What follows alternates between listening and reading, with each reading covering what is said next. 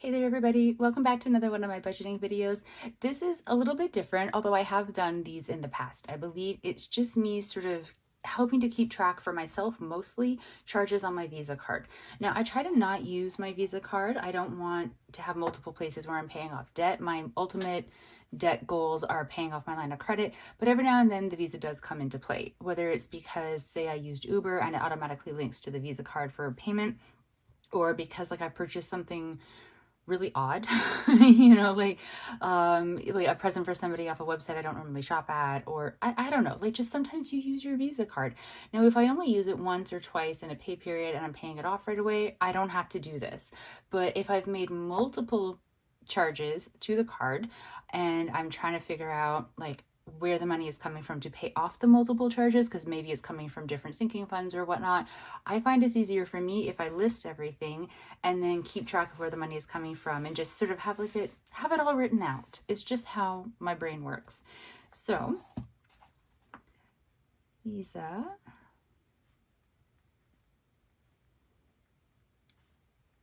and they weren't all done today, but I'm going to put today's date just so that I have a point of reference if I have to go back to look for something. I know that the charges will be from the 27th or earlier.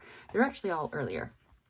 So I will list out the charges first, and then I'm going to show you how they're going to get paid off. So Odd Bunch, I've talked about this. I actually put up a video. It's a fresh produce delivery service. It's $20 for a box of produce that's sort of sized out for one person, plus a $5.99 flat rate delivery fee. Because it was my first time ordering, I got $2 off, so it cost me in total $23.99. I gave it a try. I'm still undecided if I'm ever going to do it again because the grapes that came were so moldy. Everything else was great though, so I feel a little bit like an idiot being all, oh, I'm not going to do this because one item amongst the entire box of items was a no-go. But at the same time, gross and a complete waste of food. So I don't know. You can make one free substitution in your order. So I could, going forward, if they're listing grapes, just be like no grapes, or like there's like a surprise item in every box, I could just put a blanket instruction of like no grapes ever, because I think it's because they're like a soft fruit. Like everything else is like a harder fruit or vegetable. It's a little bit hardier of a thing. Anyways, Odd Bunch, it went onto the credit card because it was the first time I purchased from there, and it went onto the credit card. I'm going to be paying that off when I do my budget this coming Friday. So when I get paid, the money that goes into my grocery category, I'm going to pull $23.99 out of it to put onto the Visa card to pay that off. So I'm not worried about that one right now. So I'm just going to put from grocery, can't write. Okay, so from grocery money next Friday, just as a reminder to myself how I am paying that charge off. And then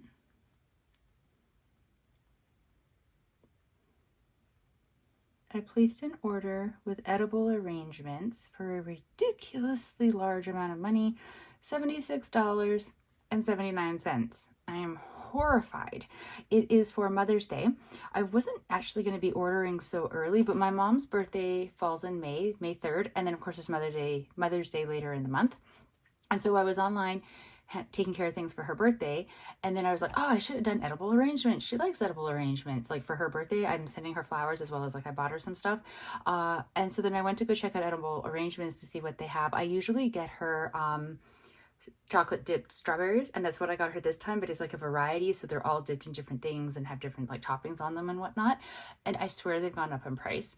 And also you can't get them delivered on Mother's Day anymore because they're already full for their delivery slots on Mother's Day. And I kind of panicked a little bit about, oh my god, then I need to order them now to get them at least a day prior to Mother's Day so that she's got them in the right time frame, so it doesn't look like I forgot. So this is just my little heads up to you. If you need to send something for Mother's Day, you may want to start looking now because the delivery slots for places are already filling up. Amazon purchase for mom. She's getting some work done in her home, and she's getting carpet taken up off of the stairs down to the basement, and they're going to be like a hardwood, I guess. I don't know, something slippery. And the guys doing the work suggested that she buy these things that are clear and you just put them on the step, on the part where like your foot goes, and it makes it like a non-slip thing, but it doesn't take away from like the visual of like the pretty stairs and the flooring. And so they sent her a link for what they recommended, and you could buy it off of Amazon. I have personally stopped buying off of Amazon because, you know, the world is what it is. We won't get into it. We don't talk about that stuff here. But I have stopped purchasing from Amazon. But I kept my Amazon account because mom sometimes asks me to buy things for her from Amazon. And I'm not willing, like, I'm willing to wait for me to have to find somewhere else to source items from, but I'm not willing to make her wait. And it's a good thing because she got like the link from the guy. She told me on Friday, I think the guy's coming tomorrow to do the stairs. So like, there isn't a big enough turnaround time to like find them from like a Temu or somewhere that just has like a longer delivery time. So I ordered them on Friday. She got them on Saturday. Hopefully they work out properly. So it went to my credit card, $32.67. She said she's going to send me the money for them, whatever they cost, so like to not to worry about it. And we will get into what she sent me to pay for those. And then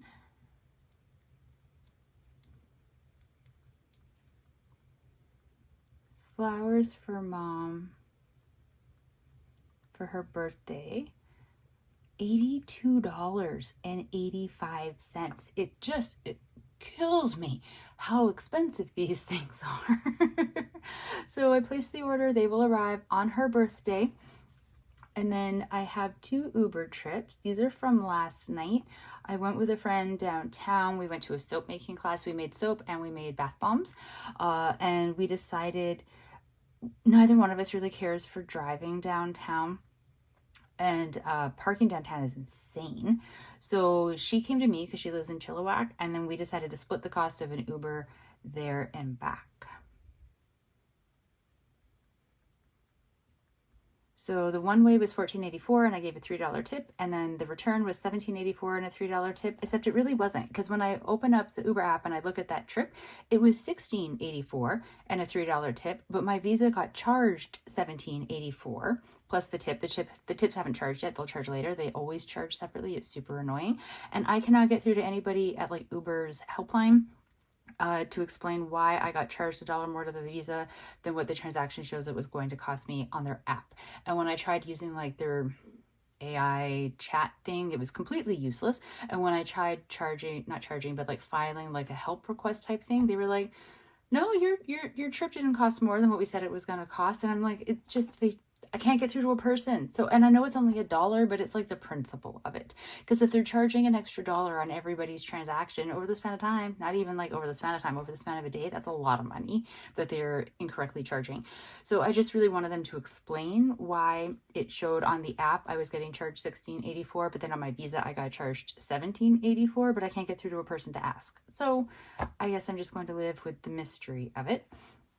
And yeah, and so okay, well, that's where I'm starting with right now. So these are the charges onto my card. It's a lot, right? So mom sent $50 for the Amazon purchase. I hadn't told her what the final cost was. So she sent 50 and she's like, if it isn't enough, let me know and I'll send you more. And I'm like, oh, that's more than plenty. So she actually sent $17.33 extra. So the Amazon purchase, $32.67, is going to be paid off directly from the $50 that my mom sent me. So that one is like done. I don't need to worry about it. It's totally fine. I have a present sinking fund. I also have a Dragon Boat sinking fund, and they are actually the same account because you can only have so many savings account with Scotiabank. I'm with Scotia. And so I had to double up some of my sinking funds. So I doubled up presents and Dragon Boating, which I know they have nothing to do with each other, but it was really just, I had to put something together and I put those together. So I was doing some math to figure out from the combined total that's in the account, how much belongs to the actual present section of the sinking fund and how much belongs to the Dragon Boat section of the sinking fund. I will not bore you with that math, but I will let you know that the present/Dragon Boat sinking fund has in it $750.44. It's at $500 of that belongs to my Dragon Boat team fees that I haven't paid yet, so it's not really there. We cannot count on that. And then the rest of that money this divided out, my math comes to a different total than what the present sinking fund has. Because of course it does, because it always does, because this is just my lot in life to struggle with math and be confused. So, so I'm just gonna simplify it for here because there is no actual solution yet. So the present sinking fund, I came out with, it's got $221.84 from like that combined amount that's in the account is for sure belonging to the present sinking fund. So that means that the 76.79 plus the 82.85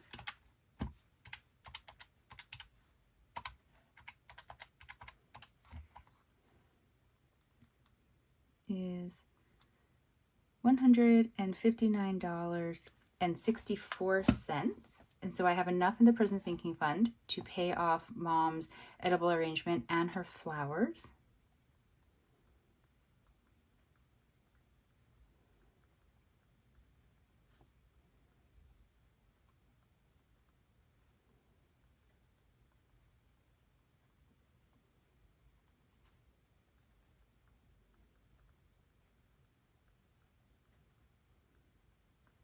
And I know I'm putting a lot of like detail, but it's because when I come back to look at this in the future, I'm not going to remember things.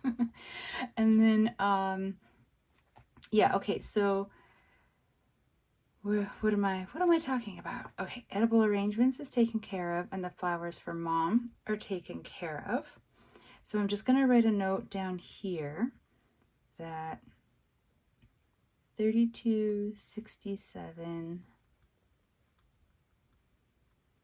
from the 50 Mom sent to Visa for Amazon purchase, and I already have that one checked off. And then I also decided that 1733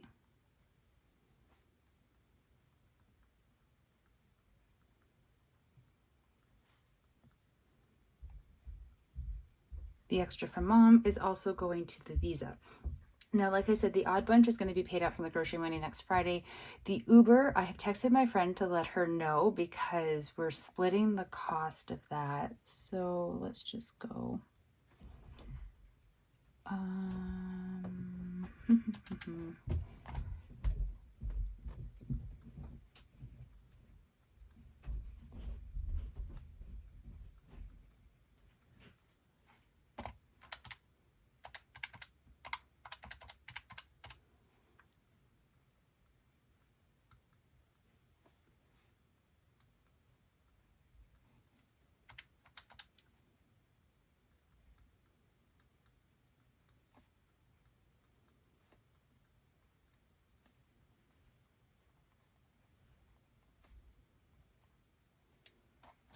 Okay, so the Uber, I just added up the tip to the total for what the total amount was being charged to the card. So 1784 plus 2084 is 3868 divided by 2 because it's being split between Kat and myself, 1934 each. So I owe 1934 to the credit card, but I already put the 1733 extra. So I actually owe $2.01 more to the credit card. So I am going to take $2.01 from Friday when I do my budget from the transportation category to put it onto the Visa to finish paying off my half, and then Kat will pay her half to me. She's good for it, so I'm not worried about it. So probably sometime this week she'll e-transfer it, and then I'll move that onto the credit card. And so then I'm not going to check them off yet, although I suppose I could because they are like the money is accounted for. Here, I'll put, let's cover my half of Uber.